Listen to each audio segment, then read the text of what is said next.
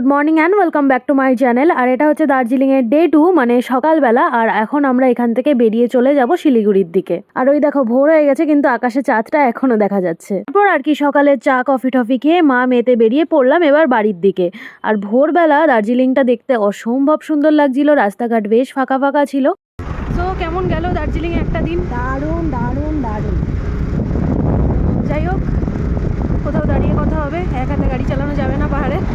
আর এই হচ্ছে আমাদের দার্জিলিং শহরের একটা ছোট্ট ওভারভিউ বলতে পারো। ছোট্ট শহর, খুবই সুন্দর পাহাড়ি শহর, দারুণ শহর। সবার অবশ্যই আসা উচিত একবার, যে যেখানেই থাকো অবশ্যই Darjeeling is a must visit. আর এই যে এটা হচ্ছে রেল লাইনের ইসে বলতে পারো, ইঞ্জিন এখানে থাকে সব, যেগুলো ঘুম স্টেশন থেকে ছাড়ে আর কি। তো যাই হোক, এবার চলো ঘুমের দিকে যাই। তোমাদেরকে তো কালকে রাতে ঘুমের ওভারভিউটা ভালো দেখাতে পারিনি ঘুম স্টেশনে, তো আশা করছি সকালের ভিউটা বেশ তোমরা ভালোই দেখতে পাবে। তো চলো যাওয়া যাক। আর এই যে এই হচ্ছে ঘুম স্টেশন। তো চলো এবার ঘুম থেকে আমরা বেরিয়ে কার্শিয়াং এর দিকে যাই। আর দার্জিলিং কার্শিয়াং এ যাওয়ার সব থেকে বেশি অ্যাট্রাকটিভ প্লেস আমার মনে হয় এই পাইন ফরেস্টটা। অনেস্টলি আমার পাইন ফরেস্ট খুবই পছন্দ।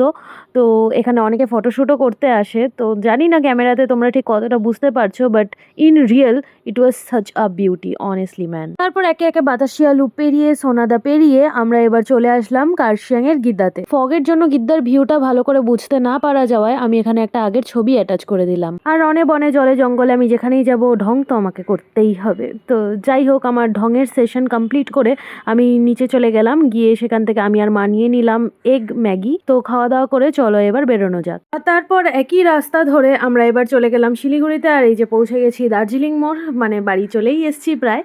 তো যাই হোক, ভিডিওটা আজকে এই অবধি রাখছি। দেখা হবে তোমাদের সাথে নেক্সট ভিডিওতে। ততক্ষণের জন্য টাটা।